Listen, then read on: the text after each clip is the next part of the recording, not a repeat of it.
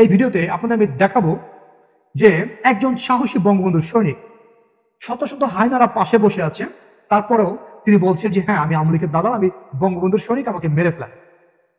ওইখানে সেই হায়নারা কিন্তু অ্যাটাক করেছে সেই বঙ্গবন্ধুর সৈনিককে বা আওয়ামী লীগের সেই ভক্তকে। তিনি কিন্তু আওয়ামী লীগের কোনো পদে কোনো কিছুতেই নাই। তারপরে আমাদের পুতুল রাষ্ট্র, পুতুল সেনাবাহিনী তৈরি করেছে বর্তমান।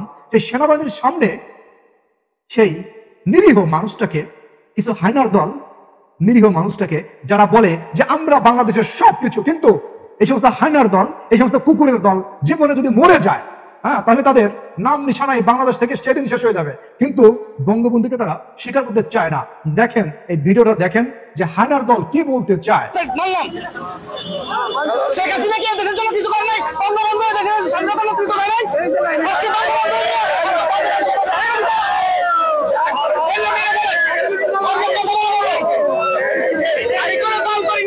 কিন্তু আমি বঙ্গবন্ধুকে ভালোবাসি।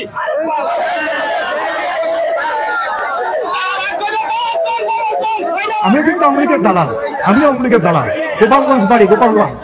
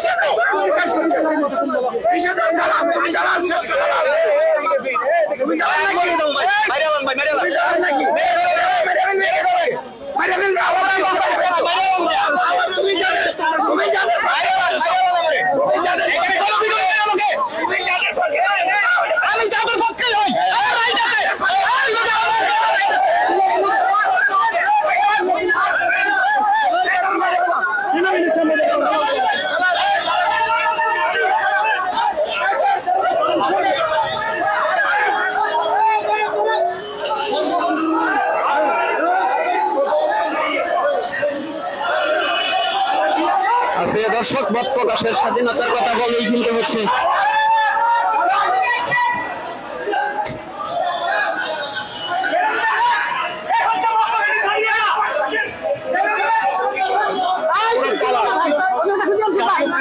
সামনে তিনি কিন্তু উদ্দেশ্য এসেছিল।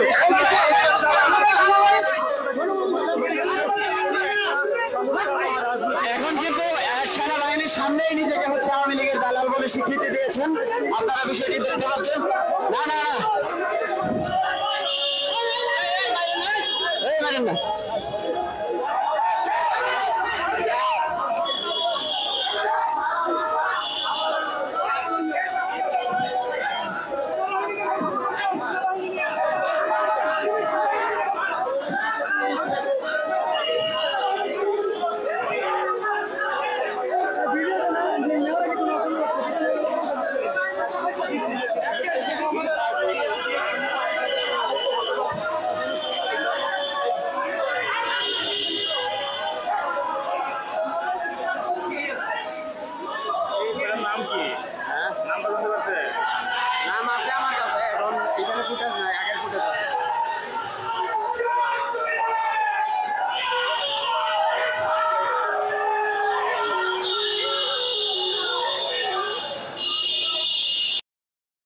আপনারা ভিডিওটা পুরো দেখলেন যে কাহিনীটা কি। বাংলাদেশে বঙ্গবন্ধুর নাম থাকবে না, বাংলাদেশে আওয়ামী লীগের কোনো নাম নিশানা থাকবে না।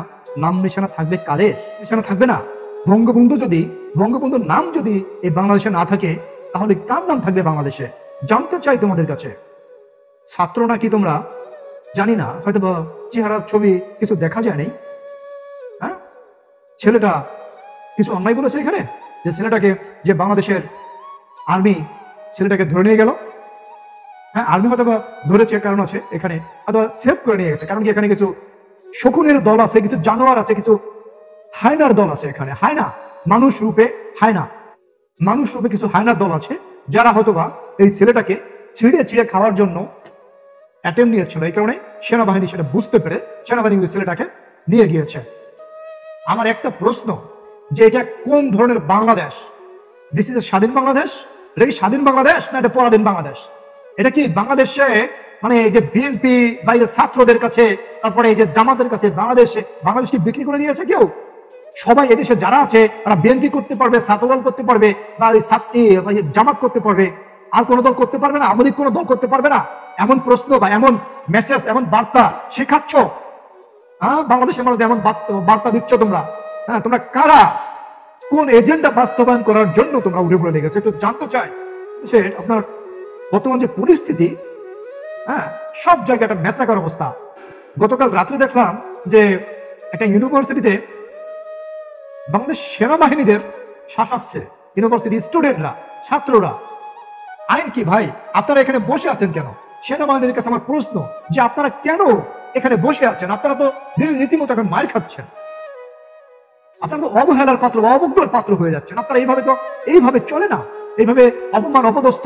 মানে বিষয়টা হচ্ছে এমন যে সেনাবাহিনী বা দেশের প্রশাসন এখন হয়ে গেছে মানে ফেউসিয়া। সেনাবাহিনী বা দেশের পুলিশ, এই যে র্যাব বলেন, তারপরে এই বিজেপি বলেন, সবকিছু এখন ফেউসিয়া হয়ে গেছে। এখন মেন মালিক হয়েছে কিনা বা মেন প্রশাসন কে হয়েছে? দেশের ছাত্ররা, যারা এই দেশটাকে 30 বছরের মধ্যে সর্বোচ্চ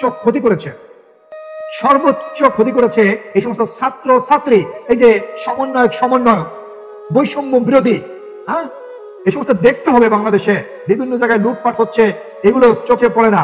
এই লুটপাটের সিস্টেম, এই লুটপাট, এই যে আওয়ামী লীগের না হইলে 10,000 লোক হত্যা করেছে, এই সমস্ত হত্যার সুযোগ করে দিয়েছে কারা? বাংলাদেশে এই সমস্ত হত্যাকাণ্ডের সুযোগ করে দিয়েছে কারা? লক্ষ লক্ষ আওয়ামী লীগের লোকের লক্ষ লক্ষ ঘর বাড়ি পুড়িয়ে দিয়েছে আগুনে, লক্ষ লক্ষ লোকের ঘর বাড়ি আগুনে পুড়িয়ে দিয়েছে, হাজার মানুষ মেরেছে তারা। মিনিমাম 10,000 আওয়ামী লীগের নেতা কর্মীকে মেরেছে, পুলিশ পুড়িয়ে মেরেছে। এটা কোন বাংলাদেশ? এরা কি চাচ্ছে? কোন এজেন্ডা বাস্তবায়নের জন্য এরা উঠে পড়ে লেগেছে? আমি জানতে চাই বাংলাদেশের প্রশাসনের কাছে। আর বাংলাদেশের প্রশাসন এখন যে ভূমিকা পালন করছে, একদম নীরব ভূমিকায় যেভাবে চলে গিয়েছে, এইভাবে থাকলে বাংলাদেশের অবস্থা একদম মেসাকার হয়ে যাবে। প্রশাসনকে মানুষ একদম মূল্য দিবে না। এখন আমরা দেখতে পাচ্ছি বিভিন্ন ইউনিভার্সিটিতে, যেমন বিভিন্ন জায়গায়, হ্যাঁ, আর্মি, দেশের সেনাবাহিনীর মাথার উপর মানুষ উঠে যাচ্ছে। রায় এত দেওয়া ভালো না। বান্দরকে রায় দিলে সে কিন্তু মাথায় উঠে উচ্ছাপ করে দেবে। একটু খেয়াল রাখেন আপনারা যারা দেশ পরিচালনা করতেছেন, হ্যাঁ, আপনারা যারা 17 জন নাকি 21 জন আসেন উপদেষ্টায়, প্রশাসনিক ব্যবস্থা একদম ভালোভাবে শক্তভাবে ঠিক করেন। যদি আপনারা না পারেন, এই সেনাবাহিনীর হাতে ম্যাজিস্ট্রেসি পাওয়ার দেন, হ্যাঁ, ম্যাজিস্ট্রেসি পাওয়ার দিয়ে আপনারা চুপ করে তাও দেশ চালান, সমস্যা নাই। পুলিশের দেশ চালা লাগবে না, সেনাবাহিনীকে ম্যাজিস্ট্রেসি পাওয়ার দেন। ম্যাজিস্ট্রেসি পাওয়ার দিয়ে আপনারা যার যার জায়গায় বহাল থাকেন, আপনারা দেশ চালান কিছুদিন, সমস্যা নাই। কিন্তু বর্তমান বাংলাদেশের সমস্যা, বর্তমান বাংলাদেশের রাজনৈতিক, সামাজিক, অর্থনৈতিক, প্রশাসনিক একদম মেসাকার অবস্থা। এই অবস্থায় একটা দেশ চলতে পারে না বেশি দিন চলতে থাকলে দেশে ভয়ঙ্কর পরিস্থিতি রূপ নেবে। ভয়ঙ্কর পরিস্থিতি কেমন? যে দেশে গৃহযুদ্ধ বেঁধে যাবে, দেশে বহির্বিশ্বের আক্রমণ হবে, এইভাবে পরিস্থিতি কিন্তু ঘোলাটে হয়ে যাবে। আপনাদের কাছে অনুরোধ করি যে সামাল দেন, পরিস্থিতি সামাল দেন, ছেলে খেলা করেন না। হ্যাঁ, এই বাংলাদেশ স্বাধীন বাংলাদেশ। 1971 সালে বঙ্গবন্ধুর ডাকে, বঙ্গবন্ধু শেখ মুজিবুর ডাকে নিরীহ বাঙালি পাকিস্তানি হানাদার বাহিনীর উপর ঝাঁপিয়ে পড়েছিল। দীর্ঘ 9 মাস রক্তক্ষয়ী যুদ্ধের পরে 30 লক্ষ শহীদের বিনিময়ে এবং 3 থেকে 4 লক্ষ মা বোনের ইজ্জতের বিনিময়ে এই বাংলাদেশ স্বাধীন হয়েছে। বাংলাদেশ একটা ভাষা পেয়েছে, বাংলা ভাষা। বাংলাদেশ একটা পতাকা পেয়েছে, স্বাধীন এবং সার্বভৌম দেশ পেয়েছে। যাকে খুশি আমি তাকে পছন্দ করব, যাকে খুশি আমি তাকে ভোট দেব। দিস ইজ স্বাধীন বাংলাদেশ। আমি এই বাংলাদেশে বঙ্গবন্ধুর কথা কইতে পারবো না, এই বাংলাদেশে আমি আওয়ামী লীগের কথা কইতে পারবো না, এই বাংলাদেশে আমি ছাত্রলীগের কথা কইতে পারবো না। This is not Bangladesh. এটা বাংলাদেশ হতে পারে না। আর কিছু কিছু লোক বলে যে আওয়ামী লীগে কি করেছে, দেশটাকে একদম মেসনাকার করে দিয়েছে, ধ্বংস করে দিয়েছে। মাইন্ডেড, মাত্র 15 বছরে দেশ যেখানে গিয়ে পৌঁছেছে, মাত্র 15 বছরে বাংলাদেশ যেখানে গিয়ে পৌঁছেছে, অন্যান্য সরকার 30 বছরে কি করেছিল বা কোথায় গিয়ে ঠেকেছিল, হ্যাঁ, একটু পরীক্ষা করে বা একটু মাথা বা ব্রেন খাটিয়ে তারপরে কথা বলা উচিত। যে শেখ হাসিনা দেশকে ধ্বংস করে দিয়েছে, হ্যাঁ, তোমাদের এই কাজকলা বা পড়া বা তোমাদের এই মুখস্থ কথা বা এই বাটপাড়ি সিটারি কথা, প্রতারক গুজবি কথা আমরা বিশ্বাস করব? বাংলাদেশের মানুষ বিশ্বাস করবে এটা ভাবছো তোমরা? প্রিয় অডিয়েন্স, বাংলাদেশের মানুষ স্বাধীনভাবে চলাফেরা করবে। একটা মানুষের উপরে যেন এই ধরনের হায়নার দল হাত তুলতে সাহস না পায়। প্রশাসনের দৃষ্টি আকর্ষণ করবো, বাংলাদেশের প্রশাসনিক ব্যবস্থা সেটিং করা হোক।